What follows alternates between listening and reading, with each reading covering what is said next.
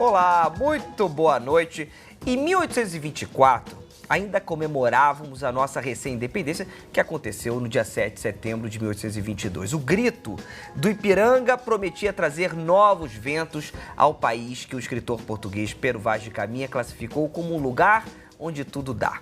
Nesse mesmo ano, em 1824, uma Constituição foi pensada e escrita. Entre tantos pontos, um detalhe chamava atenção. O Brasil, naquele momento, era um país com uma religião oficial.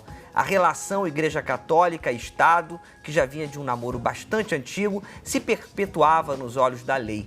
Muita água passou por debaixo dessa ponte e foi dando novos contornos a esse assunto. Em 1891, com o nascimento da República, uma nova Constituição definiu que deveríamos viver a separação entre Igreja e Estado. Nós deveríamos ser uma nação laica, ou seja, um país com uma posição neutra no campo religioso, tendo como princípio a imparcialidade em assuntos religiosos, não apoiando ou discriminando nenhuma fé, nenhuma crença.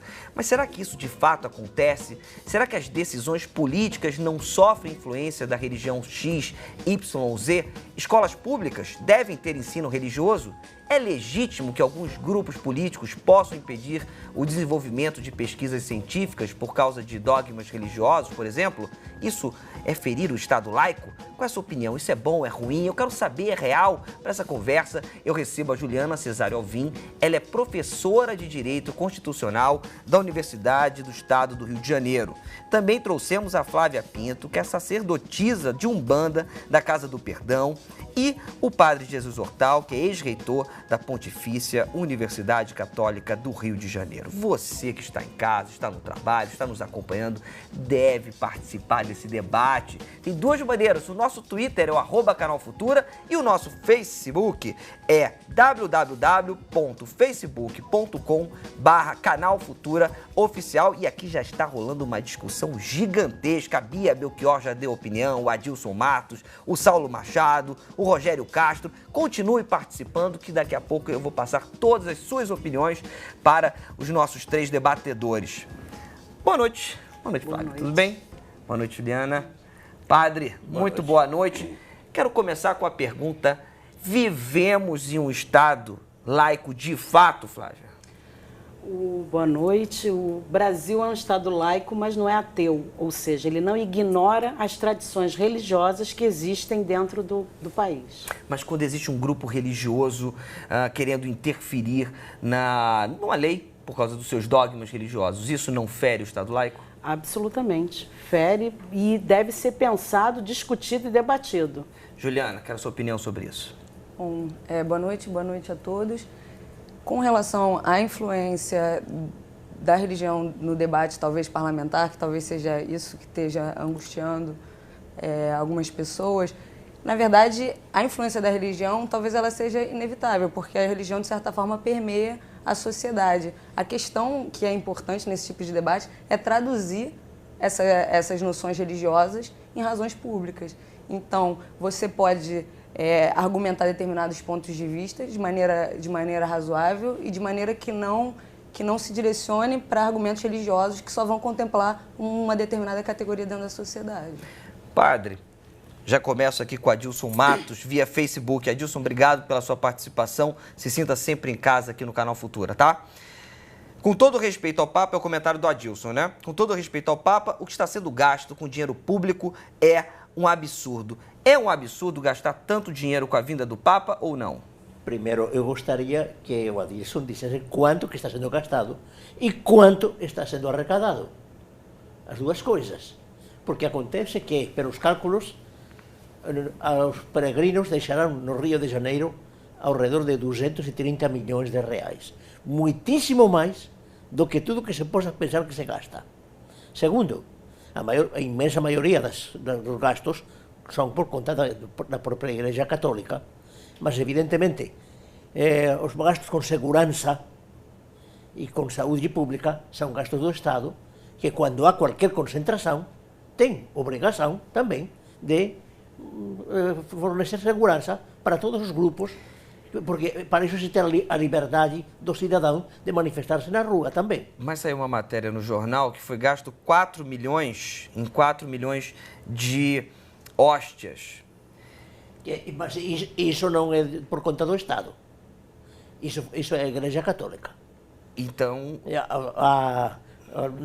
há um comitê organizador local da Jornada Mundial da Juventude, dirigido pela Arquidiocese, que procurou patrocínios, evidentemente, sobretudo arrecadando entre os próprios fiéis, empresas que quisieram também patrocinar, etc. outras religiões, Flávia, têm esse benefício? Não, não. Inclusive, existe uma má distribuição, como a Juliana falou, dessa presença em termos parlamentar. Né? Por exemplo, a gente tem a bancada evangélica que ela briga, ela usa esse tipo de espaço justamente para brigar por direitos. E não seria nada demais se ela usasse esse espaço para promover valores e conhecimentos fraternais. Porém, ela usa os espaços como, por exemplo, as concessões públicas de canais de televisão. Né? E como, por exemplo, a lei que torna o gospel como patrimônio cultural brasileiro. O gospel não faz parte da cultura brasileira e isso subestima a minha compreensão histórica do meu país. E isso é para ter benefícios da Lei Rouanet. Então, essa presença maciça, a bancada evangélica hoje ela é a segunda maior, ela só perde para a bancada ruralista. Então, há uma estratégia de ocupação desse espaço parlamentar para beneficiar esse credo religioso que agride tanto as tradições religiosas brasileiras, como a Umbanda é uma religião brasileira, como as religiões afro-brasileiras, como agride a religião católica e outras mais. Então, é preciso que se repense como é que está esse mosaico de distribuição das representações religiosas dentro dos parlamentos. Padre, quero a sua opinião sobre isso. Juliana, daqui a pouco tem pergunta para você. Bom, evidentemente essa questão da intervenção de grupos religiosos na política tem dois aspectos. Evidentemente, quando alguém, todo cidadão que intervém na política, não pode dividir o seu ser pela metade e dizer esta parte é política e esta parte é religiosa. É a pessoa humana. E a pessoa humana é simultaneamente cidadão e tem uma religião. E a própria Constituição garante isso, a liberdade de religião. Que tenha, portanto, uma convicção. Não vejo nenhuma dificuldade. E todo mundo tem. Segundo, porém, que argumente, em termos políticos, com argumentos puramente religiosos, isso é que não tem sentido. Agora, quando me dizem, mas, enfim, a questão das células tronco embrionárias, cuidado, não estamos falando de células tronco em geral, mas células tronco embrionárias, portanto, de destruição de um ser vivo, que é um embrião, é outra coisa diferente. Aí não é puramente religioso, é uma questão de humanidade. Você reconhece ou não reconhece um ser humano no embrião? Se reconhece um ser humano no embrião, não por motivos religiosos, mas por motivos científicos, eu diria. Então, você não pode dizer-me que estou argumentando religiosamente. Estou argumentando do ponto de vista de respeito à vida humana e integridade da pessoa humana. Juliana, Saulo Machado, o Estado deve defender a livre expressão religiosa de todos, mas tem que lembrar de tirar crucifixos de repartições públicas, bem como rever concessões de TV e rádio que servem de aluguel para propagandas, para programas religiosos. Obrigado, Saulo, pela sua participação, tá? Se sinta sempre em casa aqui no Canal Futura. Quero o seu comentário sobre isso. Bom, essa questão do crucifixo é uma questão realmente muito importante, porque a noção de Estado laico ela envolve neutralidade do Estado com relação às religiões e também a ausência de religião, e no sentido que a Flávia falou, não é um Estado ateu, mas também não deixa de ser, porque além de neutralidade, o Estado a laicidade do Estado envolve também a tolerância. Então, são esses dois aspectos. Porém, a questão do crucifixo, ela envolve a imposição e a associação do Estado com o símbolo de uma religião específica. Isso promove uma certa coação na sociedade como um todo. Eventualmente, pode ser ofensivo a determinados grupos que se sentem prejudicados diante daquele símbolo e, nesse sentido, viola essa ideia de Estado laico. Tem uma ação que está pendente no Supremo Tribunal Federal que justamente questiona, aliás, teve uma decisão do CNJ que concordou com a manutenção dos crucifixos nos tribunais, mas ela é bastante questionada nesse sentido, porque você está associando o Estado a um símbolo religioso e, de certa maneira, dizendo, mesmo que subentendidamente, que existem cidadãos de primeira categoria, que seriam cidadãos que estão associados a essa religião, e cidadãos de segunda categoria, que estão em oposição ou não associados a essa religião. Então, acredito que sim, é problemático para a ideia de Estado laico a presença de crucifixos em tribunais, em repartições, em ambientes do Estado. Liz Décio, obrigado pela sua participação. Se até as cédulas de dinheiro trazem o Deus seja louvado, Flávia, como dizer que se trata de um Estado laico? Não, o Estado, na letra fria constitucional, ele é laico, mas na prática ele não é. A gente sabe que não é. A gente sabe que não é porque quando a gente anda de um lado para o outro, se eu estiver paramentada, as pessoas vão me discriminar. E olha que eu estou falando de uma identidade religiosa brasileira, né? O Brasil, a partir de 1500, né? Porque o Brasil não existe depois de 1500, o Brasil já existia com a presença indígena aqui, segundo os laudos antropológicos mais recentes, há 48 mil anos. Então, a partir do encontro do Brasil, há misturas culturais que vão gerar fenômenos religiosos e culturais.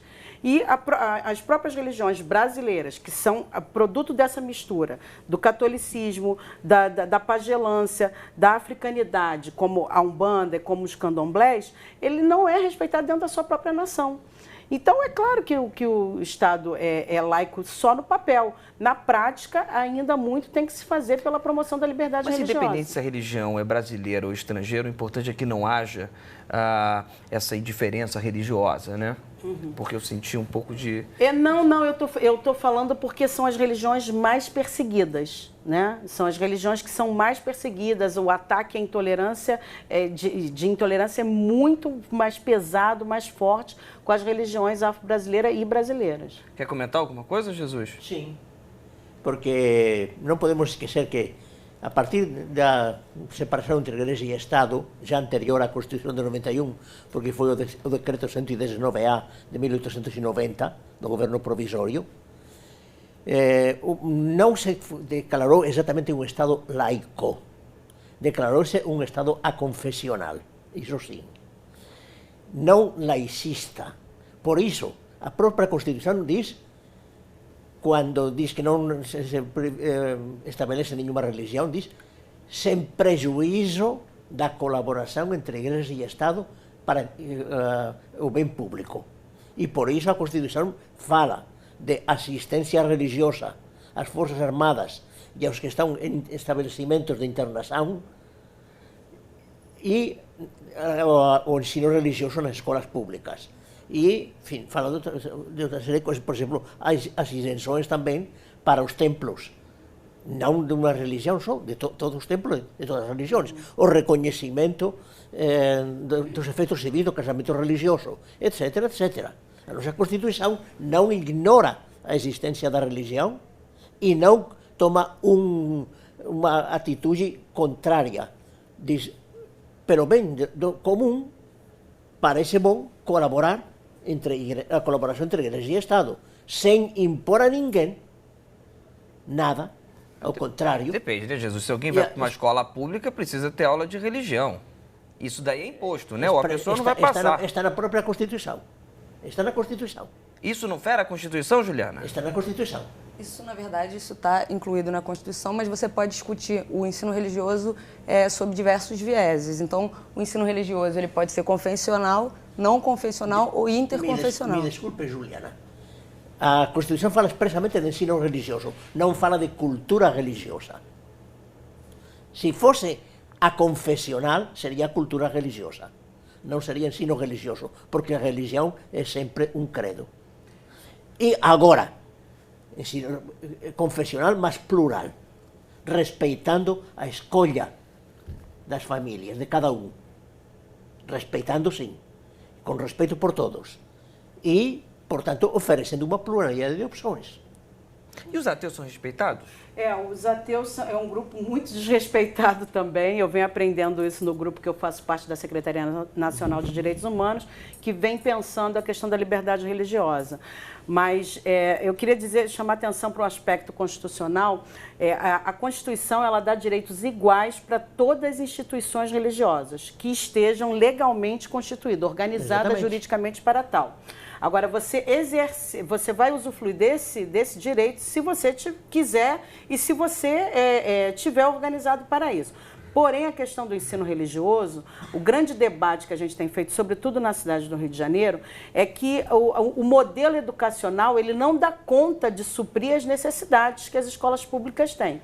E o gasto que se tem com o ensino religioso é muito complicado. Por exemplo, uma criança de 6 anos, se ela não for ter aula de ensino religioso, ela fica em tempo vago. Esse tempo vago cria... Não é dado nada para essa criança.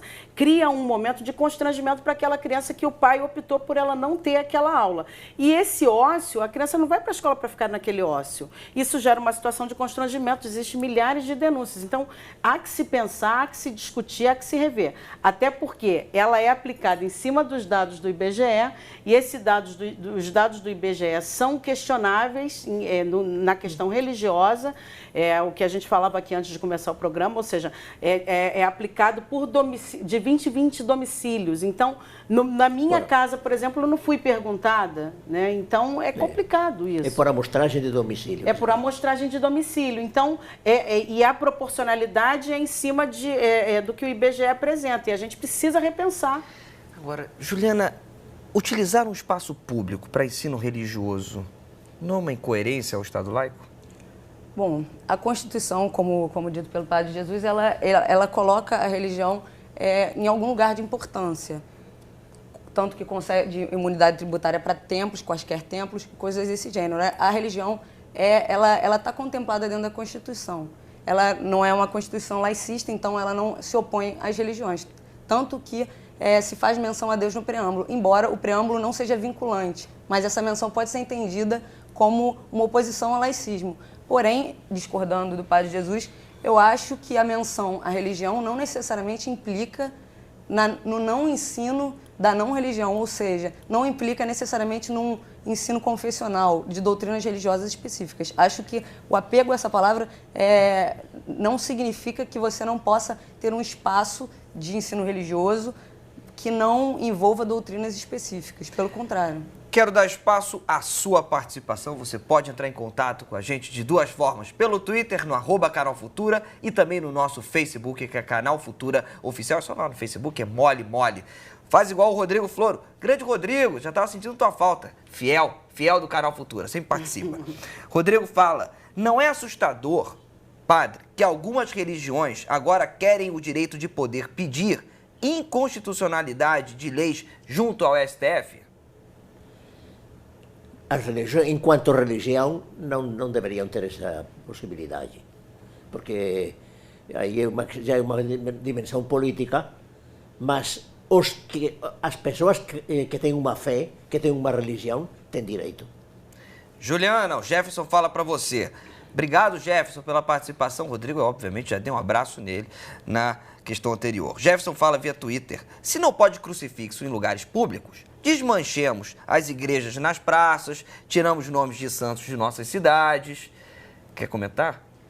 Eu acho que existem gradações entre a influência da religião ou não no Estado e na vida do particular. Então, eventualmente, a igreja, sendo um bem particular de uma associação, de uma entidade, de uma instituição, ela não está como um crucifixo dentro de um tribunal. Mas no sentido que foi dito pela Flávia, além de um Estado laico, a gente talvez fosse necessário difundir, que eu acho que é o trabalho, como você estava explicando, da apostila e tudo, tem uma grande importância nesse sentido, de estimular uma secularização da própria sociedade, assim, disseminando essa ideia de tolerância e neutralidade. Então, você tem países que não são estados laicos, por exemplo, a Inglaterra, que é um estado anglicano, ou a Suécia, que é luterana, mas que as sociedades são profundamente seculares.